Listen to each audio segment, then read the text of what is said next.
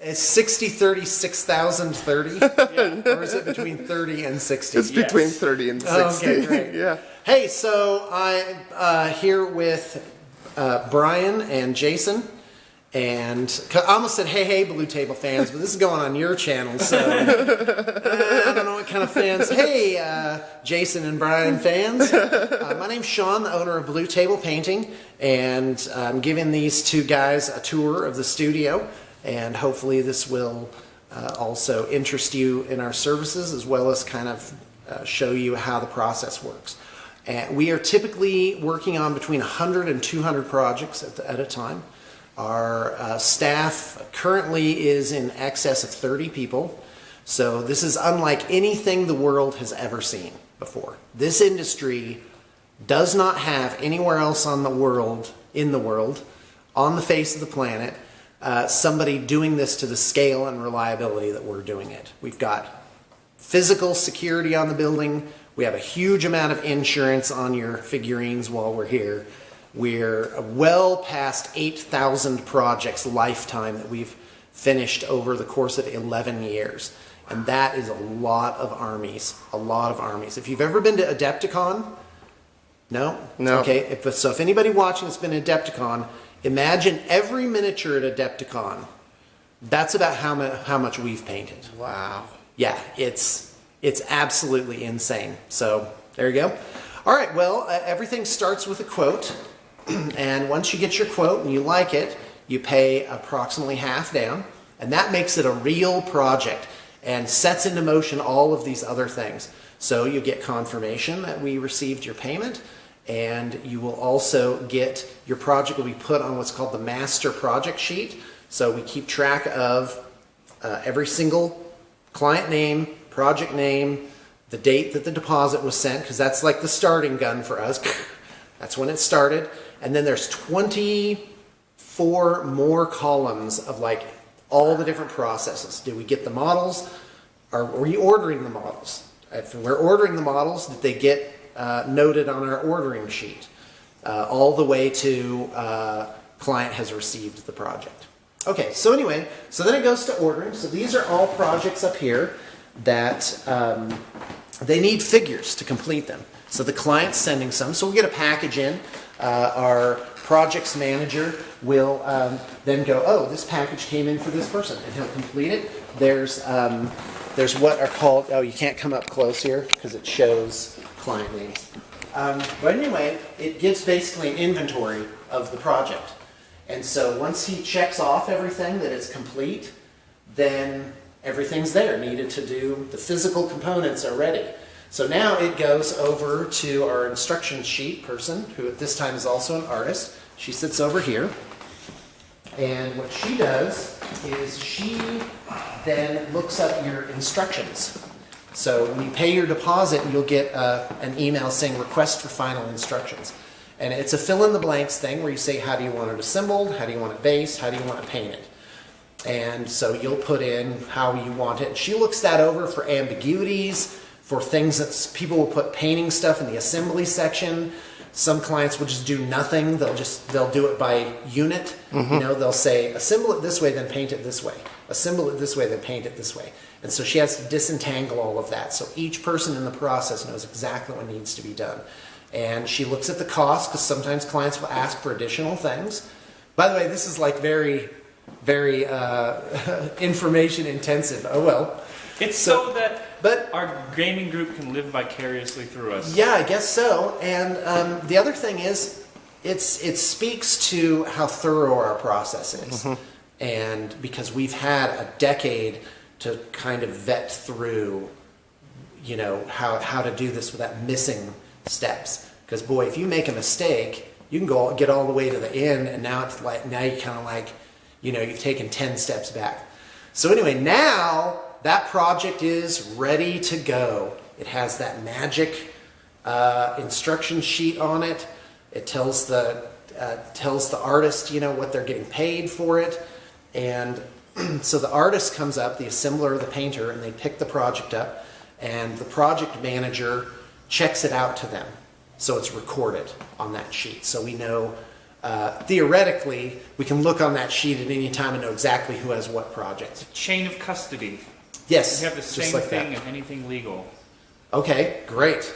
Yeah, and in fact, a systems analyst has been out here and spent quite a bit of time teaching me the Kanban system, which is how Toyota makes sure that the plant doesn't shut down because they're missing one part. You know, like everything there's like lanes of activity and what are called exit criteria. So you can't get it out of this lane until you met that criteria. And then of course you have to have somebody kind of going from stem to stern, checking on everything to make sure it doesn't, you know, get backed up. So anyway, so it goes to the artist, it gets checked out. The artist has usually a week to finish, you know, that particular process. Then an art director checks it off if he sees that it's lacking in quality or in the specifications. You know, the artist gets it back with notes saying change this. So the art director, in a way, is an advocate for the client. He you know, make sure that it's done right. But even then, that's not all the QC that's on it. So he checks off the project. The artist can get paid now, and then it goes to digital photography. The digital photographer does a very light. In fact, let's look at the station. I've just been talking about this the whole time. You guys aren't seeing anything except my beautiful face. Yeah. So yeah, it goes to digital photography. So these are projects waiting to get pictures done of them. So That's War Machine. yep, and so now the digital photographer does a very light QC. You know, she just looks generally like it's like, wait a minute, this guy doesn't have any arms. You know, Right. that there's magnetized spots, but what's supposed to go on them? So she'll pick up on some things and then go back to the art director. It's my wife calling. So on my cell phone, I give her one of those auto texts saying, "Can't talk now, what's up?" And 10 seconds later, she's calling me on the hard line for the studio.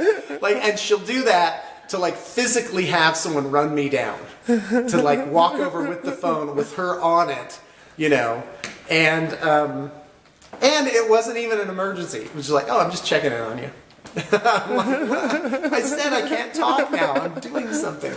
But she knows me all too well. Okay, so anyway, so that's a light layer of QC. Then the client gets HD pics, typically 20 to 60 of them if it's a whole army. And the client can be like, "Oh, you know, I didn't see this," or whatever it is.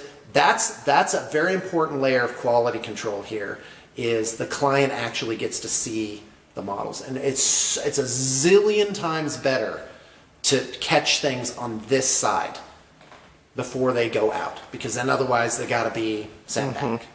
And then of course the final layer of QC, so if the client pays the last part, gives explicit approval of the figures, then they can go out. And of course when the client unpacks them, well, we're still not done. We want to have a good result. So if there's something that's been missed, we follow up on that. And that's why blue table painting is so amazing, is because we have this incredible like layered reliability here, and we follow up on things. There have been clients who 5 years later will come back and say, "Hey, I need more of this particular thing," and I can usually track down the same artist. I can find out, even if they don't work here, we can find out, you know, how they get tips on how to replicate it if that's necessary. But we also keep, for the most part, it's not 100%, but we keep recipes as well. So if a client says paint it like the last one, Shannon can go back in because she files them alphabetically. So that's the other thing, is record keeping is huge for blue table painting, is that years later we can go to the H's, pull your thing, find the recipe, and look at your pictures that we have on Flickr and be able to match the figures. Although we do encourage people to actually send figures back. Okay, if this is her, this is going to be amazing. It is. No. Keep going. Let's get this on thing. Hello, honey. How's it going? Oh, they don't have the ice cream that I want? I don't know. Oh, that sounds great. Do that. That's fantastic. Okay, thanks. Oh, love you. Bye. So, oh, by the way, the end of my wife calling thing is that I'm making her go get me ice cream for interrupting me. I didn't say you've interrupted me, now you need to get me ice cream. I said, can you get me some ice cream? And she's doing it. Isn't that sweet? Yes. It's so sweet. All right, hey, so that's it. That's how the process works. It's amazing. Like I said, we've blown past 8,000 projects. You can go on, since we started using Flickr last year, I think we're to about 800, 900 projects documented on Flickr, high definition. So our portfolio's just... All right, so hey, come on over here. So this is another aspect of our operation, and it's kind of ugly, so be prepared to be unimpressed. These are studio armies, typically for sale. Oh, this is scores for drops on. You know what? That looks really ugly. Let's. So anyway, aren't those awesome? Mm-hmm. Yeah, they're fantastic. So anyway, our models are double matte coated. By the way, that's standard.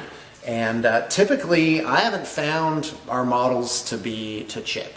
I don't guarantee no chippage, but you know, the matte coat is really good and will take care of the hand oil. So anyway, we have a trade-in program. So when you don't want your old stuff and maybe your significant other isn't giving you permission to buy the next round, you can take some of that old stuff out of the garage and the SO will be happy to see your stuff be gone. But then you get some new stuff on the sly. So you send us your list of models. The trade master will send you an offer, and usually for 3 or 4 different types of things: for web store credit, for service credit, which is assembly and painting, for a gift certificate to a place like Miniature Market or War Store, so you can get any new stuff. You just have that gift certificate, or cash. And by the way, that's in descending order of how high the offer is. Yeah. Cash is lowest, web store credit, and that's trade. It's basically a form. We have thousands of listings, and you can just sit on your credit. And since the listings are usually about 50% off, if you get a $300 credit, you can get up to $600 worth of stuff with that $300 credit. So it ends up leveraging out very nicely. So this is an example of the stuff. This is very ugly, but this is how it comes in. This is somebody's garage getting cleared out, you know. But yeah, there's a like look at this. Like all these vehicles are going up. They got Forge World doors on them. So like somebody was like, they were gung-ho for this army. They did it all real nice. And guess what? They assembled them, never painted them. So that's why I love the web store, is that you can pick up stuff that's assembled. And typically we do usually 40 to 50% off retail. And that's like better than a wholesale account. Yeah, and I gotta tell you, our web store is so popular, it's usually picked over pretty good. Mm-hmm. So you gotta the smart people are on there every day checking for the new stuff. And this is the best program ever. I love it. Yeah, and there's a lot of this stuff, it just needs a little bit of TLC and it's great. Yeah.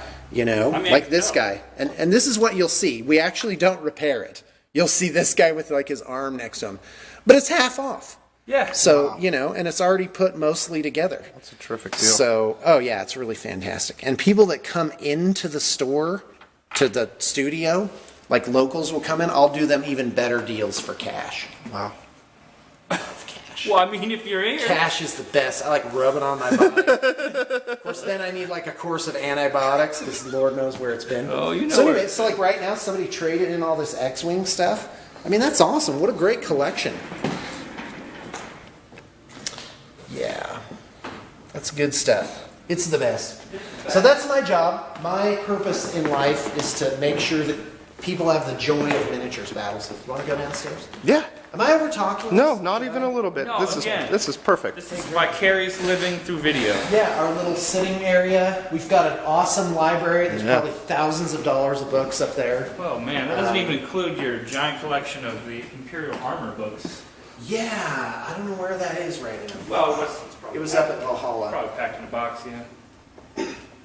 So yeah, and this is only part of it. We've got another section that's like esoteric stuff, because we get trade-ins for books, but books don't really sell for that much, so I typically just absorb them because I think they're cool. Collector. Ooh, can I show you something? Yeah. Ooh, that was the right answer. You didn't even know what.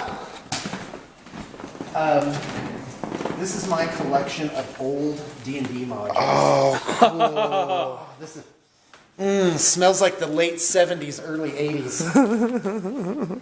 Yeah, and if you think about it, most of this stuff was like, you know, kids were shoplifting this stuff from the local mart. So anyway, Lost Caverns. Look at that. White Plume Mountain.